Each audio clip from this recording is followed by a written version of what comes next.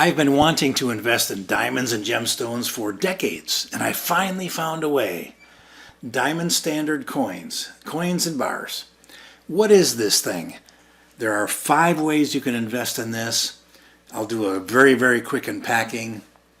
And I did evaluate all of the diamonds inside this coin and see if I got a good value. So I'll give you the answer to that question.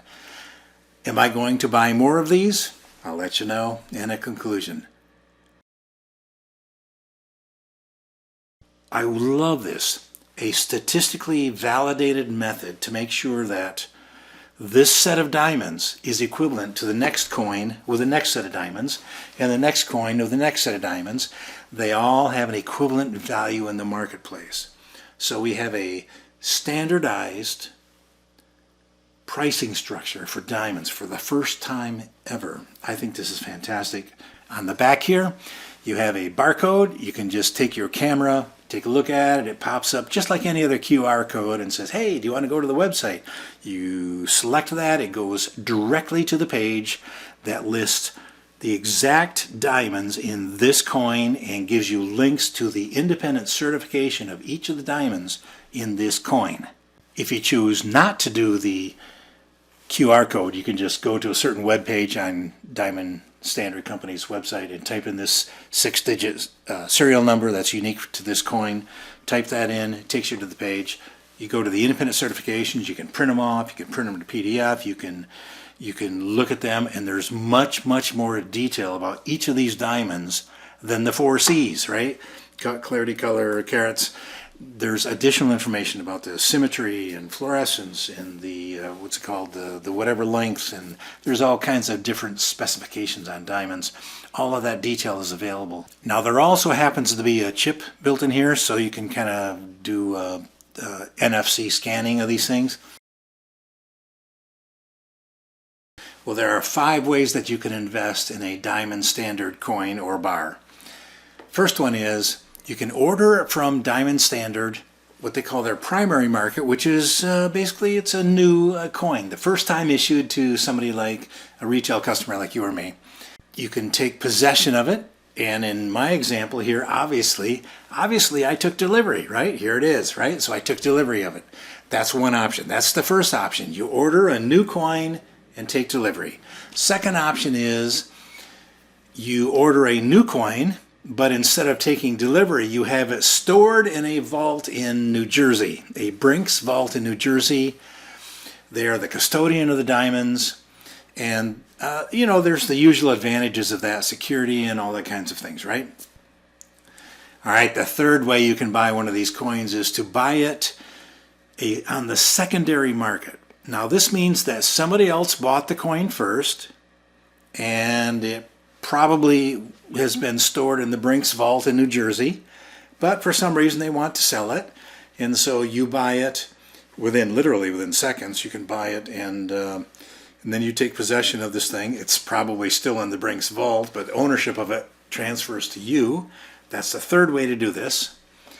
The fourth way to do this is there's a Diamond Standard Fund, which is kind of ramping up right now. Minimum investment $25,000. The diamonds are stored in that same Brinks vault under the custodianship of Brinks. All right, the fifth way to do this is not yet available, but commodity futures, right? Once we get enough liquidity on the diamonds, there should be the ability to understand the spot price, and people will buy and trade future contracts based on the anticipated changes in the spot price. So those are the 5 ways to invest in this thing. Is super light. It's this is the what FedEx calls their small box. And so that appears to be. Let's open it together. First time. Here we go. Oh, look at that! It's even got a little light in there. It's got a little light in the box. So I guess it sparkles. Yeah, look at that. I did a value computation. So each one of these diamonds in this coin is individually certified, inspected, certified independently, not just by Diamond Standard Company, but by some other company. This is really, really important. So there's an independent evaluation of each of the diamonds in here. Here's a spreadsheet showing each of the 9 diamonds in my specific coin. What I did was I considered buying diamonds from Blue Nile, right? But I wasn't sure I would get a good value there. So I went ahead and bought a Diamond Standard coin instead. But it turns out that each of these diamonds, Blue Nile has enough that I was able to do a kind of a price comparison. Through this process, I've discovered that Blue Nile is doing pretty, the pricing seems to be pretty fair compared to the purchase here. So I may buy diamonds from Blue Nile in the future. So thank you to Blue Nile for helping me with this.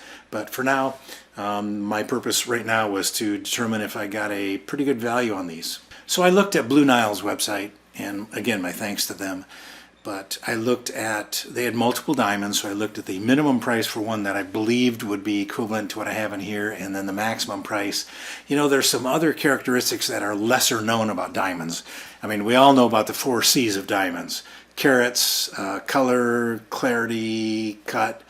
But there are some additional things like polish and fluorescence and some other characteristics of diamonds that can add or decrease from value. So in this column here, you can see I have the minimum price of an equivalent diamond from Blue Nile, and in this column I have the upper end price of an equivalent diamond from Blue Nile. Now here's the conclusion. Here's the conclusion.